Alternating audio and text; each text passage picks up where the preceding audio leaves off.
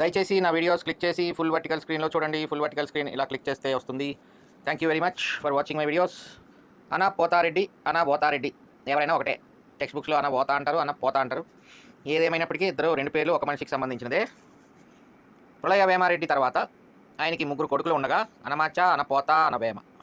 అనపోతారెడ్డి వస్తాడు పరిపాలించడానికి. Anapota became the king after the death of Pralaya Vemareddy in 1353 AD. ఇనీషియల్గా మనం ఇంగ్లీష్ టెక్స్ట్ బుక్ చూస్తాం, తర్వాత కరెస్పాండింగ్ తెలుగు టెక్స్ట్ బుక్ కూడా చూస్తాం. Please watch my videos in full if you are seeing this video for the first time. Anapotareddy shifted his capital from Addanki to Kondaveedu. అందుకని మనం వీళ్ళని కొండవీడు రెడ్లుగా చూస్తాం. ఇది ఎక్కడుంది? Near Narasaraopet in Guntur district. Kondaveedu ఎక్కడుందండి? నరసరావుపేటకు దగ్గరలో ఉన్న కొండవీడు అనమాట.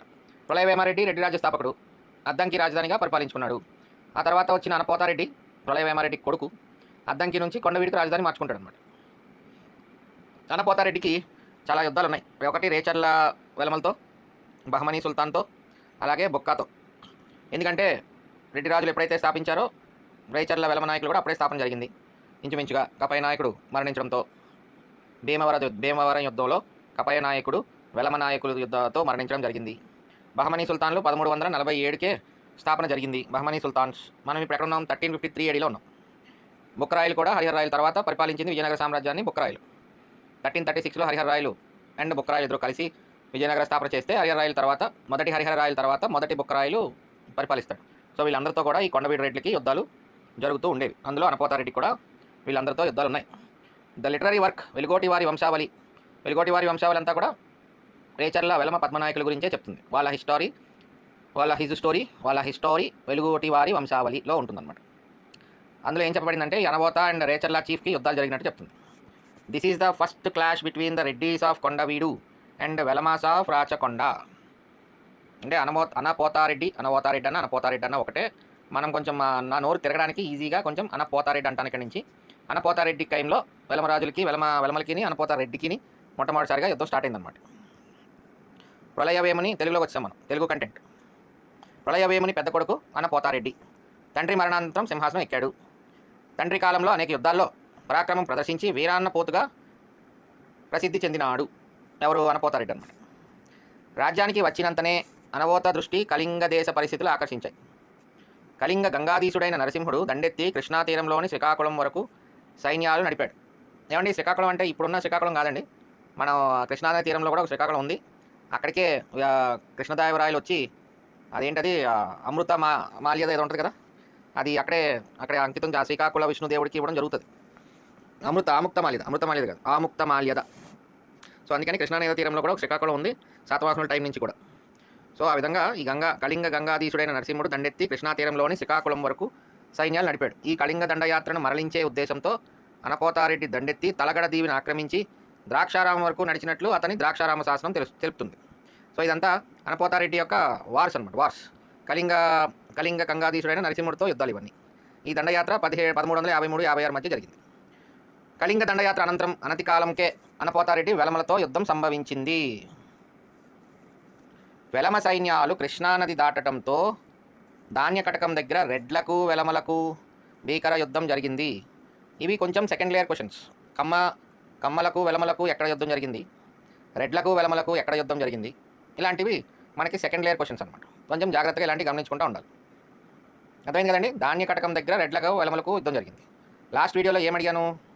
కమ్మలకు వెలమలకు యుద్ధం ఎక్కడ జరిగిందని అడిగా. కామెంట్ సెక్షన్లో ఎవరు పెట్టారంటారో చూద్దాం. చివరకు అనపోతారెడ్డి మాదానాయకుని చేతిలో పూర్తి పరాజయం పొందాడు. మాదానాయకుడు అంటే ఎవరండి? అనపోతానాయకుడు మాదానాయకుడు ఇద్దరు కూడా స్ప్లిట్ చేసుకుంటారు కదా. North southern territories of Velama రాజ్యాన్ని రాచకొండ దేవరకొండగా డివైడ్ చేసుకుంటారు కదా, ఆ మాదానాయకుడు అనమాట. ఈ అనపోతారెడ్డి ఓడిపోవడంతో రెడ్డి రాజుల జగనొబ్బ గండాది అనే బిరుదు, ఎవరిది? జగనొబ్బ గండాది అనేది రెడ్డి రాజుల బిరుదు అనమాట.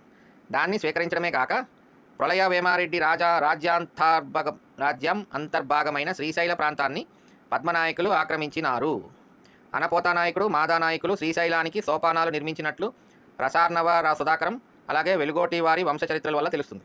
మరి మనమేమో లాస్ట్ వీడియోలో శ్రీశైలానికి అహోబిలానికి సోపాన పంక్తులు ప్రళయ వేమారెడ్డి కట్టించి భక్తుల యొక్క అభిమానాన్ని పొందాడని అక్కడ చూసాం. ఇక్కడికి వచ్చేసరికి వెలమలు కట్టించారు సోపానాలు. మరి అక్కడేమో మెట్లు, ఇక్కడేమో సోపాన పంక్తులు, ఇక్కడేమో సోపానాలు ఉంది. ఏదైతేనే మొత్తానికి అలా జాగ్రత్తగా అక్కడ అలా గుర్తుపెట్టుకోండి, ఇక్కడ ఇలా గుర్తుపెట్టుకోండి. ఓవరాల్గా ఇంకొక విషయం గమనించాల్సింది ఏంటంటే రసార్ణవ సుధాకరం, వెలుగోటి వారి వంశ చరిత్ర అంటే ప్యూర్లీ ఈ రేచర్ల వెలమ పద్మనాయకుల గురించి చరిత్ర. Only main source is Velugoti వారి వంశ చరిత్ర. ఈ రసార్ణవ సుధాకరం కూడా వెలమల ఒక రాజు రెండో సింగమనీయుడు రాయడం జరుగుతుంది. ఇది మనం లాస్ట్ లిటరేచర్ పార్ట్లో చూస్తాం.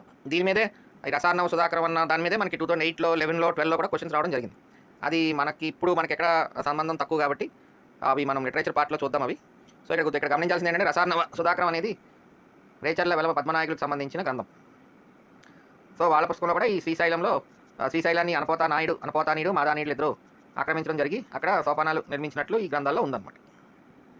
తర్వాత నిరంతరం యుద్ధాలు జరుగుతున్న ఆ రోజుల్లో స్థలదుర్గమైన అద్దంకి సురక్షితం కాదని అనపోతారెడ్డి ఏం చేశాడు, కొండవీటికి ప్రాకారాదులు నిర్మించుకుని రాజధానిని అచటికి మార్చినట్లు మాన్యమాపుర శాసనం నుండి తెలుస్తుంది. ఈ శాసనాలు జాగ్రత్త గుర్తుపెట్టుకోండి. These are second layer questions. ఎందుకంటే అద్దంకి నుంచి కొండవీడికి ఎవరు మార్చారు అంటే అనపోతారెడ్డి అని చెప్పేస్తాం. అది ఏ శాసనంలో ఉంది అంటే ఇంకొంచెం depth question, second layer question అనమాట. దట్ ఈజ్ మాన్యమాపుర శాసనం. అలాగే ప్రళయవేమారెడ్డి దగ్గర కూడా మణికేశ్వరం శాసనం చూసాం. ఇక్కడ మాన్యమాపుర శాసనం రాజ్య ఆర్థిక అవసరాలను గుర్తించి వాణిజ్య అభివృద్ధికై అనపోతారెడ్డి తగిన చర్యలు తీసుకున్నాడు.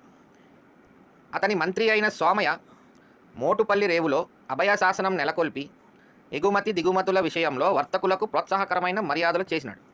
మనకి ఆంధ్ర హిస్టరీలో ఈ మోటుపల్లి రేవులో అభయ శాసనం ఇచ్చింది గణపతి దేవుడు అనే చదువుకుంటాం. కానీ ఇంట్రెస్టింగ్ థింగ్ ఏంటంటే ఇక్కడ ఈ అనపోతారెడ్డి మంత్రి సోమయ్య కూడా ఇస్తాడు. అంటే అనపోతారెడ్డి ఇచ్చినట్టే. తర్వాత మళ్ళీ విజయనగర సామ్రాజ్యంలో విజయనగర రాజుల్లో కూడా చూస్తాం. మోటుపల్లి దగ్గర అభయ శాసనం ఇచ్చాడని చెప్పి విజయనగర రాజుల దగ్గర కూడా చూస్తాం అనమాట. ఇంకా మరీ third layer question, very deep question. ఇప్పుడు మనం అందరం భయపడుతున్న క్వశ్చన్లు ఎలా వస్తాయంటే వచ్చినాయి అనుకోండి, అలాంటివి రావనుకోండి. మరి అంత డీప్ క్వశ్చన్ అడగడు. అంటే మోటుపల్లి దగ్గర అభయ శాసనము ఎవ్వని రాజు ఎవరు అని ఇచ్చి గణపతి దేవుడు అనపోతారెడ్డి ఆ విజయనగర రాజుల దగ్గర కూడా రాజు ఇస్తాడు. ఆ రాజును కూడా పెట్టి 4వ రాజు ఇచ్చి ఏ రాజు ఇవ్వలేదని అడిగాడు అనుకోండి, ఇంకా అది మామూలుగా ఉండదన్నమాట ఆ question. So that will very deep. అంటే ఆంధ్ర హిస్టరీని బాగా నవిలితే కానీ అలాంటి క్వశ్చన్లు ఆన్సర్ చేయలేని పరిస్థితి ఉంటుంది. బట్ ఎనీవేస్ ఇక్కడ మీరు గమనించాల్సింది ఏంటంటే అనపోతారెడ్డి మంత్రి అయిన సోమయ్య మోటుపల్లి రేవులో అభయ శాసనం నెలకొల్పి ఎగుమతి దిగుమతుల విషయంలో వర్తకులకు ప్రోత్సాహకరమైన మర్యాదలు చేశాడు. అనపోతారెడ్డి శాసనాలన్నింటినీ బాల సరస్వతి అనే కవి పండితుడు రచించాడు. అనపోతారెడ్డి శాసనాలు ఎవరు రాశారండి? బాల సరస్వతి అనే కవి పండితుడు రచించాడు. Okay, this is first layer question. అది వెరీ ఈజీ. అనపోతారెడ్డి తన రాజధానిని అద్దంకి నుండి కొండవీడుకు మార్చుకున్నాడు. Anapotareddy. So this video is about Anapotareddy of Kondaveedu రెడ్డిలో కొండవీడుకి రాజధాని మార్చిన అనపోతారెడ్డి.